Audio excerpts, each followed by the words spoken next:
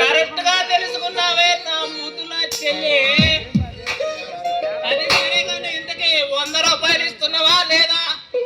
నువ్వు రోజు సంపాదించిన చేతికి ఇస్తుంటే కదా నీకు రూపాయలు పెట్టుబడి పెట్టేది.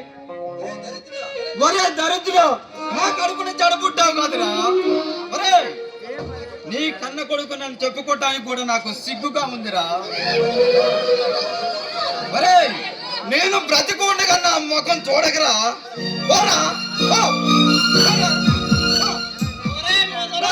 నీ ముఖం చూస్తే నాకేమవుతుందిరా?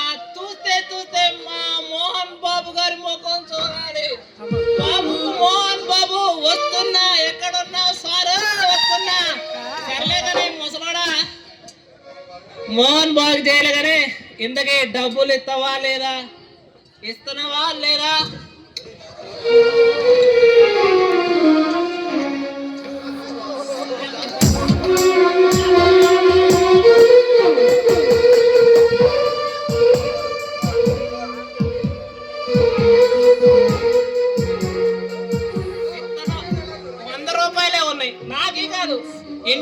ఇంట్లో దాచిపెట్టుంటావా లేకుంటే ఆడ దాచిపెట్టావు? మర్యాదగా చెప్తావా చెప్పవా?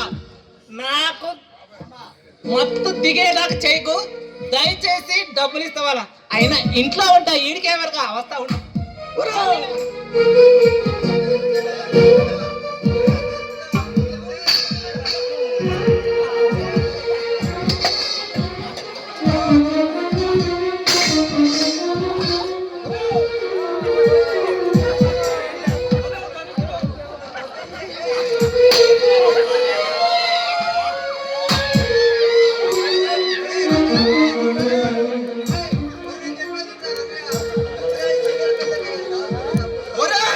చెల్లెలపల్లికి దాచుకున్న డబ్బులు కూడా నువ్వు తాగితే ఏం పెళ్లి చేయాలరా?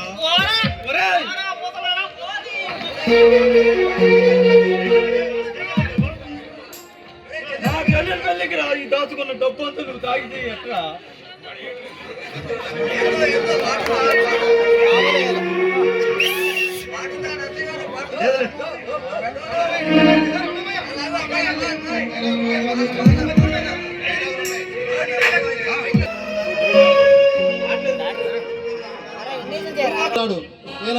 సూర్య రంగయ్యకి వరుసకు అల్లుడు అవుతాడు. ఏ రంగయ్య మామ, బాగున్నావా?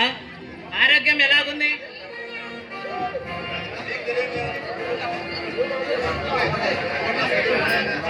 నువ్వంటా సూర్యం, ఈ మధ్య బొత్తిగా కనిపించకుండా పోయావు.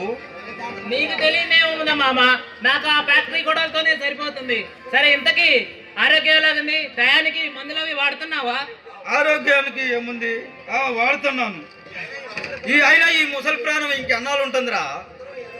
అందరూ ఏదో ఒక రోజు పోయేవాలేగా మామ, అంత మాత్రానికి ఆరోగ్యాన్ని అశ్రద్ధ చేయలేంగా మామ. అది సరే కానీ మామ, ఇంతకీ రాధ ఏది కనిపించట్లేదు?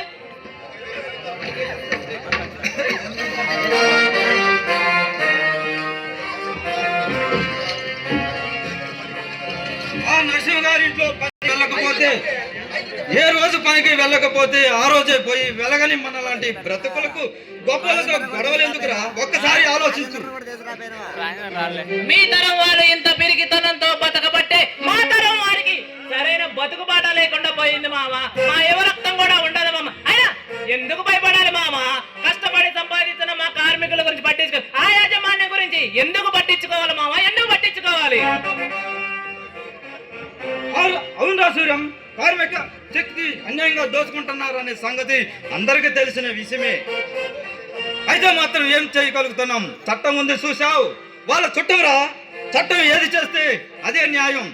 చట్టమే వాళ్ళ గొప్పలకి గొడుగు పడుతుంది.